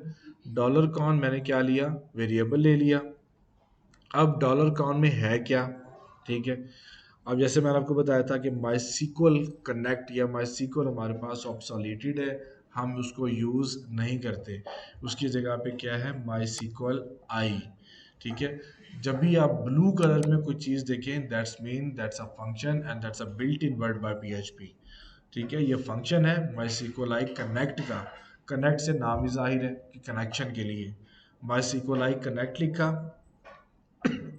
ब्रैकेट्स फंक्शन की। ये आपको पता है लोकल होस्ट जैसा वर्डप्रेस में लिखते थे, ये लोकल होस्ट ही रहेगा फर्स्ट पे, ठीक है। सेकंड पे यूज़र आएगा आपका, ठीक है, यूज़र रूट होता है, अगर आपको वर्डप्रेस याद हो रूट रहेगा। नेक्स्ट नंबर पे पासवर्ड एम्प्टी, थर्ड नंबर पे लास्ट नंबर पे आपकी डेटाबेस का नाम, ठीक है। यहाँ तक बात ठीक है। सर ये चेंज हो सकता है सॉरी, डेटाबेस का नेम चेंज भी हो सकता हाँ हाँ जो मर्जी बनाओ, जो बनी होगी वो लिखोगे, जो यूज़र का नाम होगा वो लिखोगे, जो पासवर्ड होगा वो लिखोगे, जो डेटाबेस का नाम है वो लिखोगे। अच्छा ये डॉलर कौन बन गया। अच्छा अब यहाँ पे हम देखें हमारी जो PHP है वो कंडीशनल स्टेटमेंट्स भी, इनको हम कहते हैं इफ एल्स को कंडीशनल स्टेटमेंट्स, कि चेक करो अगर ये बात है, अगर ये काम कर रहा है तो ठीक है, अगर ये नहीं कर रहा तो एरर थ्रो करो, अगर ये काम कर रहा है तो ठीक है, अगर ये काम नहीं कर रहा तो एरर थ्रो करो। ये चीज़ें क्या कहलाती हैं हमारी conditional statements, if else, these are conditional statements. तो मैंने क्या लिखा, ये देखें ये नॉट साइन लगा हुआ पहले, इफ अगर कनेक्शन ना हो, ये नॉट है ना उलट है, ठीक है। अगर कनेक्शन, ये डॉलर कॉन ये कहाँ से आया, ये वाला डॉलर कॉन है, ठीक है, जो मैंने वेरिएबल ले लिया। ये माई सीक्वल कनेक्ट, ये मैंने सारे का सारा किस में डाल, जी बोले ये कौन कनेक्ट है ना? कौन कनेक्ट है, हाँ वेरिएबल आप जिस नाम से मर्जी बना लो, कौन मतलब कनेक्ट है। ये टर्मिनेटर लगाया, ये सारे का सारा मैंने किस में डाल दिया, डॉलर कॉन के अंदर डाल दिया। इसके अंदर जो कुछ है अब किसके अंदर है, डॉलर कॉन के अंदर है। अब डॉलर कॉन को मैंने क्या किया, कंडीशन लगाई कि अगर जो डॉलर कॉन के अंदर है वो सही नहीं है, ठीक है, काम नहीं कर रहा, सही नहीं है, तो क्या करो, die is again a built in function by PHP, ठीक है। डाई क्या करेगा, आपका कनेक्शन ब्रेक कर देगा। हमने उस पर मैसेज शो करा दिया कनेक्शन फेल्ड माई सीक्वल कनेक्ट एरर, मतलब कि आपका जो डेटाबेस है वो आपकी वेबसाइट के साथ कनेक्टेड नहीं है। जैसा आपने वर्डप्रेस में करते थे, अगर आप गलत पासवर्ड डालते थे क्या आता था, एरर कनेक्टिंग अ डेटाबेस, यही आता था, एस्टेब्लिशिंग कनेक्शन अ डेटाबेस।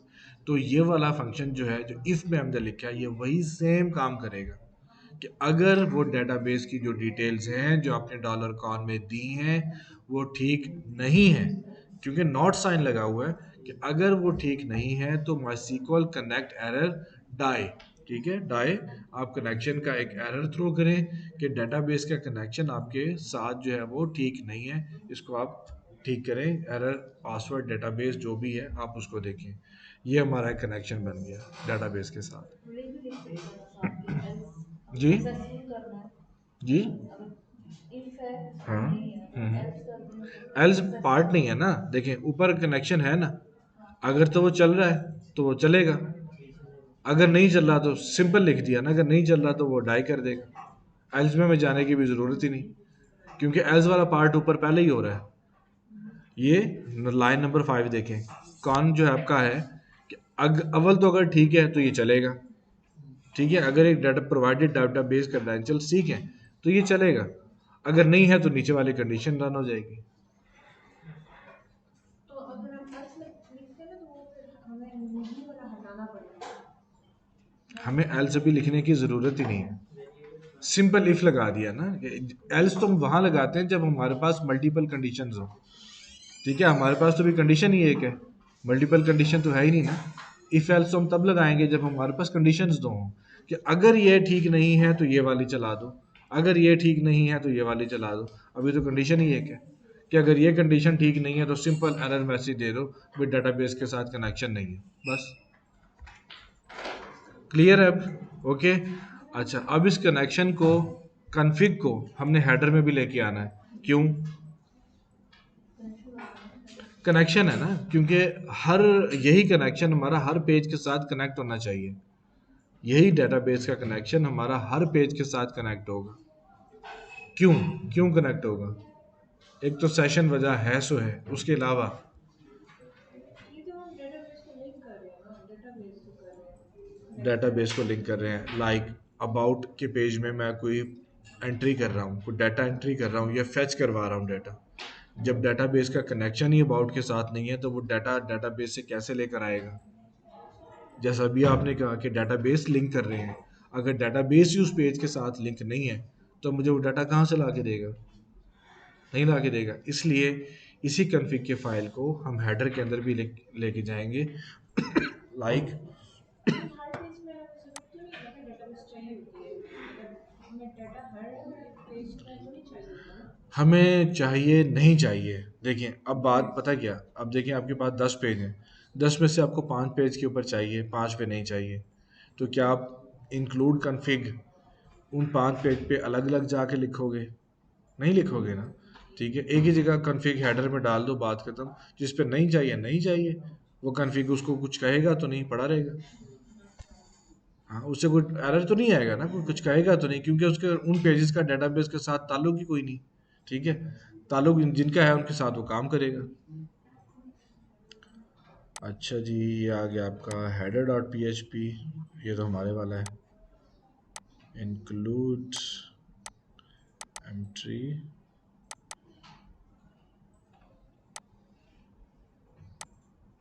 ये देखिए, आपने सिर्फ और सिर्फ क्या करना है कि इसको मैं कॉपी कर लेता हूँ, और हमारा हेडर किधर है?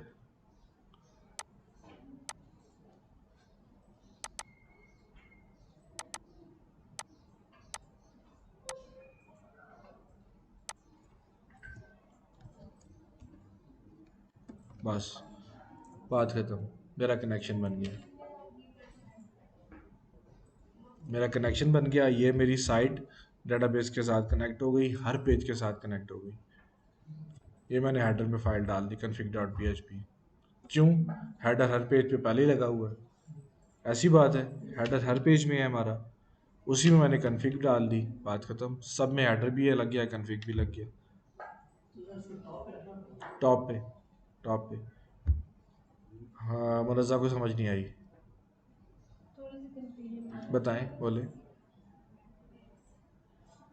ये आप कौन सा डाटा फेच करवा रहे हैं?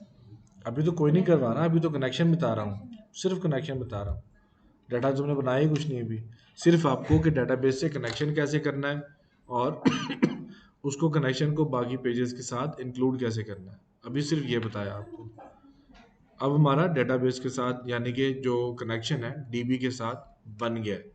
बस अभी आपको सिर्फ ये बताया। तो आपने उसको config.php में पहले यूज किया। पहले config dot P H P की फाइल बनाई, ठीक है, और फाइल को उसी इंक्लूड के फंक्शन में के साथ मैंने हेडर में डाल दिया। ठीक है, चूंकि हेडर हमारा हर पेज में है, दैट्स मीन के अब वो config dot P H P भी हमारी हर पेज के अंदर है, सब में चलेगी। बस वो फाइल में हाँ, बस वो कनेक्शन कनेक्शन वाला config.php में डाल दिया। हाँ, कनेक्शन वाला जो कोड था वो config dot P H P में है, और वो config dot P H P की फाइल जिस तरह हेडर इंक्लूड की है वो मैंने इंक्लूड कर लिया। अब छोटा सा आपकी आसानी के लिए कि कंफ्यूज ना हो, हम इस तरह करते हैं कि local host P H P माई एडमिन, बैटरी भी जाने लगी है, होम पेज, डेटाबेस, मकतब, मकतब के हिसाब से चलो, अल्लाह के नाम से आपकी पीएचपी शुरू हो रही है उसकी थीम है ना मकतब के नाम से मैंने डेटाबेस ये सामने बना दिए, गो कि ये एम्प्टी है, कुछ भी नहीं है अभी। इंक्लूड में गए config dot P H P, और यहाँ पे मनी लिखा था, मैं यहाँ पे मकतब लिख रहा हूँ, डेटाबेस का नाम। ठीक है, ये मेरा डेटाबेस अब ठीक है। अब मैं इसको चेक करता हूँ आके, ठीक है, नॉट नाउ। अच्छा, अब इसको चेक करने के लिए कि हमारा कनेक्शन बना कि नहीं बना, मैं पासवर्ड में कुछ डाल दिया मैंने। अब यहाँ पे रन करता हूँ, क्या आया? Connection failed, access denied for user using password yes, वही error establishing a connection with database, like वो जो वर्डप्रेस में आता था। ठीक है, अब ये डाई की वजह से है, ये मुझे मैसेज किसकी वजह से आया है, ये वाला। डाई तो बिल्ट इन फंक्शन है, लेकिन ये मैं आपको दिखा देता हूँ, ये रहा, ये कनेक्शन फेल्ड माई सीक्वल कनेक्ट एरर, ये प्रिंट कर रहा है, ये कनेक्शन फेल्ड, ये आया पहले, ये देखें कनेक्शन फेल्ड प्रिंट हो गया। इसके बाद जो मैसेज प्रिंट किया है वो इसने किया है, माई सीक्वल कनेक्ट एरर ने। ये बना तो हुआ है, देखो बना हुआ फंक्शन, बिल्ट इन है ना, ब्लू है ना, मेरे को पता ब्लू जो भी है वो बिल्ट इन फंक्शन है। ठीक है, MySQL underscore connect underscore error, MySQL I sorry. ठीक है, ये फंक्शन है, देखिए रेड तक ब्रैकेट्स रेड हुई हुई है, ये जो बाकी का मैसेज है ये इसने शो करवाया है। ठीक है, यानी कि हमारा पता लग गया कि हमारा जो कनेक्शन है वो बन चुका है। अब मैं इसको अंडू करता हूँ, सेव किया, वेब सामने है। यानी कि अब हमारा डेटाबेस डायनामिक साइट का पहला स्टेप कंप्लीट हो गया, sorry second step. First step was to convert HTML into PHP. Next step is to create a database, create a connection and link with the pages. ये हमारा second step complete हो गया, connection बन गया, database बन गई, बाकी pages के साथ लिंक हो गया। ये हमारा यहाँ तक काम हो गया। कोई क्वेश्चन इशू प्रॉब्लम शेयर, क्योंकि आगे वीकेंड है तो मैं आपको कोई ना कोई असाइनमेंट दूंगा, तो इसलिए पूछ लीजिए।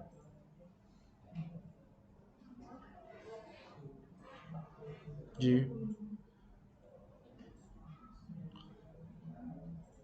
ऑल गुड है। हमें टाइम कितना हुआ, 1 मिनट,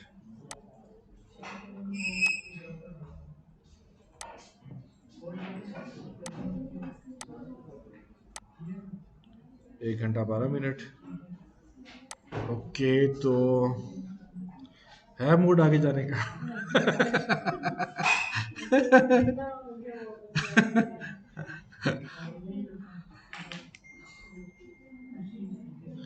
देख लीजिए थोड़ा सा इंसर्शन करके, या ना सॉरी डेटाबेस का आपको टेबल बनाना सिखा दूं, टेबल सीख लें, क्यूरी की तरफ नहीं जाते, टेबल सीख लेते हैं। ठीक है। अच्छा, इसमें पेजेस देख लें कि साइन अप का है कोई ब्लॉग पेजेस।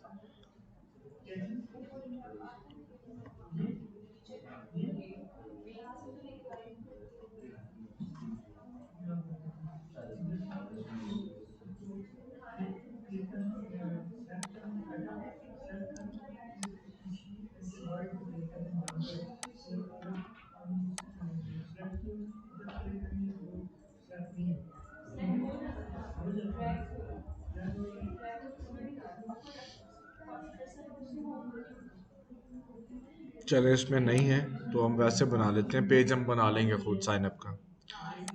अच्छा जी, ये हमारी डेटाबेस थी मकतब की। अब हम चाहते हैं यूज़र रजिस्ट्रेशन करवाना। ठीक है, हमने क्या करना है, साइन अप, यूज़र रजिस्ट्रेशन। यार वो आपके लिए ज़्यादा हो जाएगा बड़ा। उसमें काफ़ी सारे ऐसे फंक्शंस हैं, वो भी अभी के लिए ज़्यादा हो जाएंगे, तो पहले सिंपल इंसर्ट का फंक्शन, सिंपल इंसर्ट,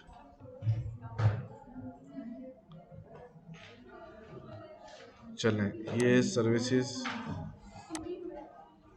ये करते हैं। ठीक है,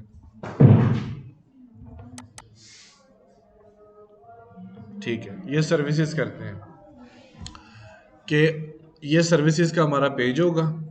हम चाहते हैं कि हम सर्विसेज इंसर्ट करवा लेना। ठीक है, इंसर्ट के लिए कितनी सर्विसेज हैं, 1 2 3 जो भी हैं, हमने जो डेटाबेस से इंसर्ट करवानी है।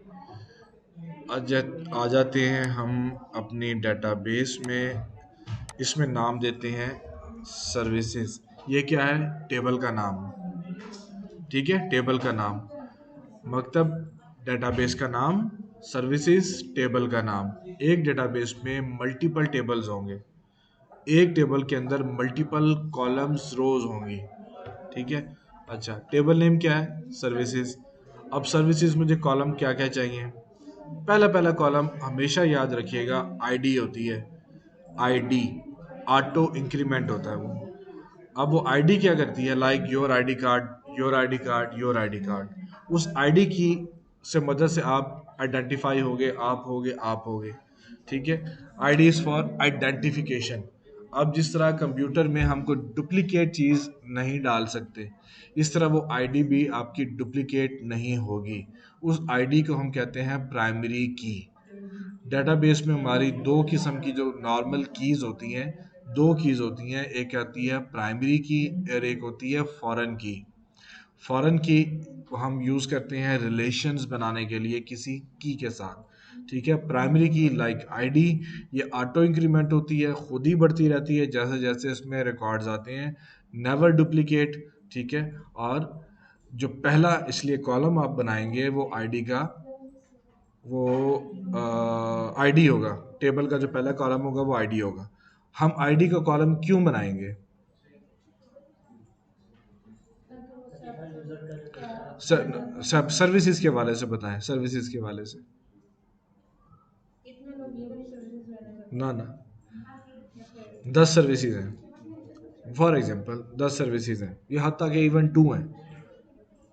आईडी नहीं है, आईडी नहीं है। पता नहीं चलेगा पहली सर्विस को। पता कौन से चलेगा कि कौन सी सर्विस कौन सी है, ठीक है। मैं तो एंटर करता जाऊंगा ना, ठीक है। मुझे जब मैं फेच करवाने लगूंगा डेटाबेस के, कॉल करूंगा डाटा, कैसे कॉल करूंगा? मुझे तो पता ही नहीं चलेगा कि कौन सी सर्विस कौन सी है। अब मैं अल्फ़ाबेट्स के ऊपर तो इन्हिसार नहीं कर सकता, कहीं लिखा हो कैपिटल, कहीं स्पेस दी हो, कहीं कुछ हो, कहीं कुछ हो, ज़रा सा भी होगा वो डाटा मेरा फैच ही नहीं होगा। तो इसलिए हम आईडीज़ को कॉल करेंगे कि आईडीज़ मेरा हमेशा डिफरेंशिएट करेंगी, आईडीज़ हमेशा एलेबोरेट करेंगी कि ये सर्विस ये वाली है। अच्छा, अब एक कॉलम क्या हो गया, आईडी। दूसरा कॉलम सर्विस नेम, ठीक है, आप क्या सर्विस का क्या नाम है। तीसरा कॉलम डिस्क्रिप्शन हो सकती है, सर्विस डिस्क्रिप्शन। चौथा कॉलम क्या लिख लेते हैं यहाँ पे जैसे था अभी, इमेज, ठीक है। ये 1 2 3 4, तो हमें यानी कि कितने कॉलम चाहिए, 4। अगर हमें 5 चाहिए, 6 चाहिए, तो मैं यहाँ पे क्या कर दूंगा, 6, ठीक है। तो अभी मुझे कितने चाहिए, फॉर एग्जांपल 4। क्रिएट का बटन दबा दिया, आ जाए। पहला कॉलम कौन सा मैंने कहा था, आईडी लिख दिया। अच्छा, यहाँ पे अब क्या लिखेंगे, service underscore name. Capital words use नहीं करने, स्पेशल करैक्टर्स यूज़ नहीं करने, स्पेस यूज़ नहीं करनी, ठीक है। अंडरस्कोर यूज़ करें जहाँ भी चाहिए, ठीक है। सर्विस नेम, फिर क्या कहा था, सर्विस अंडरस्कोर डिस्क्रिप्शन, तो मैं DESC ही लिख रहा हूँ, ठीक है। और फिर मैंने क्या था, सर्विस अंडरस्कोर इमेज, बैटरी जाने वाली है जल्दी जल्दी। अच्छा जी, अब आपने ये देखें A अंडरस्कोर आई लिखा हुआ है, ऑटो इंक्रीमेंट, ठीक है। आ गया नजर, ये मैंने चेक कर दिया, ठीक है। ऑटो इंक्रीमेंट हो गया, किसको, आईडी को। सिर्फ आईडी ऑटो इंक्रीमेंट होगी, बाकी नहीं, ठीक है। ऑटो इंक्रीमेंट कर दिया। अच्छा, इंटीजर डाटा टाइप भी आप सामने देख रहे हैं, इंटीजर। आईडी जब भी होगी इंटीजर में होगी, नंबर्स में, अल्फ़ाबेट्स में नहीं हो सकती। और इंटीजर की वैल्यू मैक्सिमम जो है वो 255 है, ठीक है। 256 तक ये जाती है, तो ज़ीरो भी चूंकि इंक्लूड होता है इसलिए 255 मैक्सिमम। तो मैं यहाँ पर, आप बेशक यहाँ पे 10 लिख दें, आप यहाँ पे लिख दें बेशक 50, ये आपने रेंज वैल्यू देनी होती है यहाँ पर, इसकी रेंज के अंदर अंदर। सर्विस नेम इंटीजर नहीं हो सकता क्योंकि ये अल्फ़ाबेट्स हैं। ड्रॉप डाउन में आए, सेलेक्ट करें वारकार, यानी कि वेरिएबल करैक्टर्स। इसमें आप वेरिएबल करैक्टर में स्पेशल करैक्टर्स को छोड़ के अंडरस्कोर, हाइफन, इस तरह की चीज़ें भी आप, वेरिएबल करैक्टर्स, ठीक है, कुछ भी आ सकता है। अच्छा, वेरिएबल करैक्टर्स भी आपको यहाँ भी नाम देना है, लेंथ देनी है, डाटा रेंज देनी है, ठीक है। रेंज क्या आपने देनी है, अगर मैं लिखता हूँ 10, क्या होगा, अगर आप सर्विस का नाम ज़्यादा बढ़ा देते हो, यहाँ पे मैंने क्या लिखा है 10, वो डाटा जो सर्विस का नाम है वो आधा हो जाएगा, पूरा स्टोर नहीं हो पाएगा। तो मैं इसका नाम डेटा रेंज दे देता हूँ, फॉर एग्जांपल 100। अच्छा, यहाँ भी डिस्क्रिप्शन में भी हमें इंटीजर नहीं चाहिए होता, वारकार चाहिए। यहाँ पे चूंकि डिस्क्रिप्शन मज़ीद बड़ी है, फॉर एग्जांपल मैं इसको 200 दे देता हूँ। और यहाँ पे भी इमेज भी आपका आप ले लें या इंटीजर में ले लें चलेगा, ठीक है। वेरिएबल करैक्टर में ले लें तब भी चलेगा। मैंने वेरिएबल करैक्टर में ले लिया, 100 दे दिया और इसके बाद सेव का बटन दबा दिया। ये आपका टेबल क्रिएट हो गया सर्विसेज का। ये देखें, आईडी के सामने येलो कलर की चाबी बनी है और अब उसके ऊपर प्राइमरी लिखा आ रहा है, ठीक है। ये मेरी प्राइमरी की है।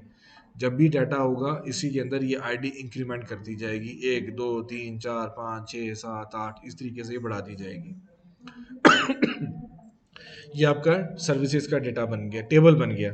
आपको यूज़र का टेबल भी इसी तरीके से बनाना है, ठीक है। आपने अबाउट का पेज बनाना है, अबाउट के लिए कोई डाटा डालना है, आप अबाउट का टेबल भी इसी तरीके से बनाएंगे।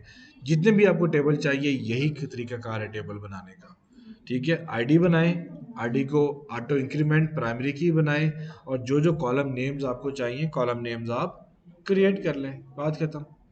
ठीक हो गया, not so difficult. Data types पे फिर ध्यान दे लें थोड़ा सा कि इंटीजर, जब भी आपने आईडी रखनी है वो इंटीजर में रखनी है। इंटीजर की वैल्यू मैक्सिमम 255 है, ठीक है। आप कहीं ये लिखें यार मैंने 50 क्यों लिखा है, मैं 255 भी लिख सकता था, ठीक है। मैं 240 भी लिख सकता था, मैं 200 भी लिख सकता था। तो देखें कि कुछ गार्बेज वैल्यूज़ ना करेक्ट हों, कोई प्रोसेसिंग ओवरहेड्स, ये सीएस में कहते हैं प्रोसेसिंग ओवरहेड्स। अभी एक्सप्लेन मैं इसको नेस्ली इस कोर्स में भी नहीं कर पाऊंगा कि ये क्या वजह है कि इतनी बड़ी बड़ी मैं ना लूँ। तो आप ये समझ लें कि to avoid any kind of processing overhead हम उस मैक्सिमम वैल्यूज़ की तरफ नहीं जाते, ठीक है। इंटीजर ले लिया 50, नेम। यहाँ पे डेटा टाइप्स टेक्स्ट भी है, ठीक है। मैं आपको अगर शो करवाऊँ, यहाँ पे आपको अगर कोई गलती होगी आपसे, आप यहाँ से चेंज कर सकते हो। ये चेंज किया, यहाँ पे देखें ये आप टेक्स्ट भी चेंज कर सकते हैं। यहाँ पे ये लिखा हुआ टेक्स्ट देख रहे हो, यहाँ टेक्स्ट में बहुत कुछ आ जाएगा, मज़ीद करैक्टर्स आ जाएंगे वारकार से निस्बत, ठीक है। लेकिन हम फिर देखें मीडियम टेक्स्ट आ रहा है, फिर लॉन्ग टेक्स्ट आ रहा है।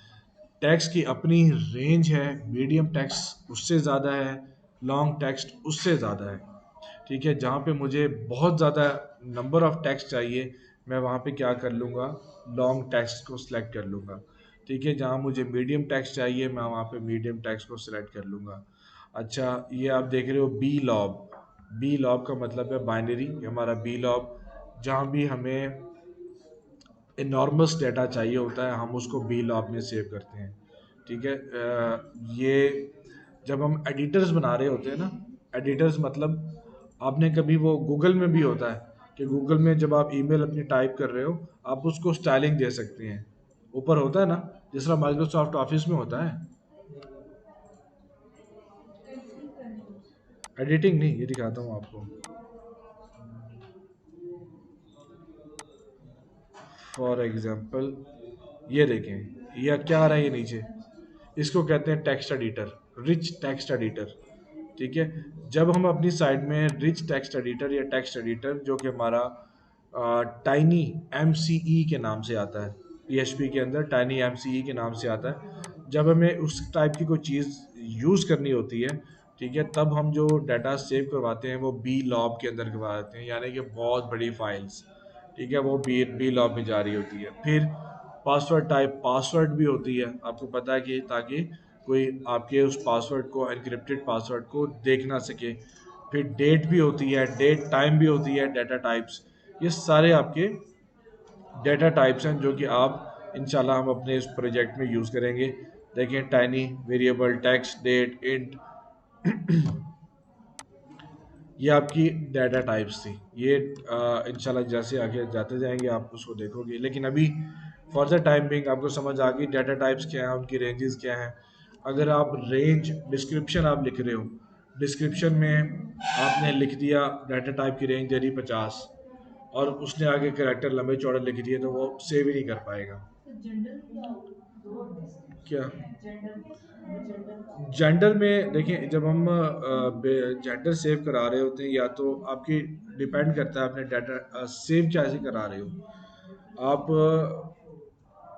जेंडर को रेडियो बटन्स पे लेके आ रहे हैं, ठीक है। रेडियो बटन में जब वो आ रहा है तो उसके सेव करवाने के हमारे पास दो तीन तरीके हैं, डिफरेंट तरीके हैं। फिर वो उन तरीकों पे डिपेंड करता है कि हम इसमें डाटा टाइप कौन सी रखें, ठीक है। लाइक एक आता है हमारा, अगर मेरे माइंड में आ गया तो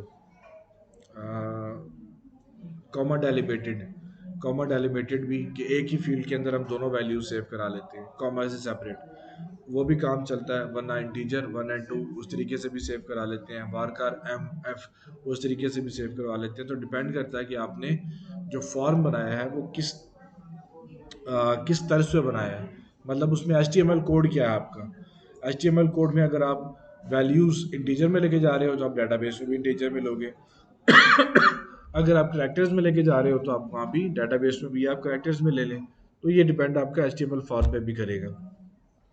तो यहाँ पे आपका टेबल बन गया। सेम ऐसी टेबल आपने तमाम पेजेस के लिए बनाने हैं, जो भी आपके पेजेस बनेंगे। तो सो फार सो गुड इंशाल्लाह। अब आपका जो टास्क है वो भी देख लीजिए कि आपने HTML फाइल में एक आपको सेपरेटली जिप फाइल, ये वाली नहीं, सेपरेटली जिप फाइल में आपको ग्रुप में भेज दूंगा। आपको उस HTML को पूरे का पूरा PHP के अंदर कन्वर्ट करना होगा, एक डेटाबेस बनानी होगी, एक टेबल बना लेना जैसा हमने अभी बनाया है, डेटाबेस का कनेक्शन बना लेना और उसको बाकी पेजेस के साथ कनेक्ट करवा लेना। यानी कि जो हमने ये सब काम किया है ये आपका इस वीकेंड के अंदर टास्क होगा कि आपने ये कंप्लीट करना है। तो अभी तक के लिए कोई क्वेश्चन है तो आप पूछ लीजिए।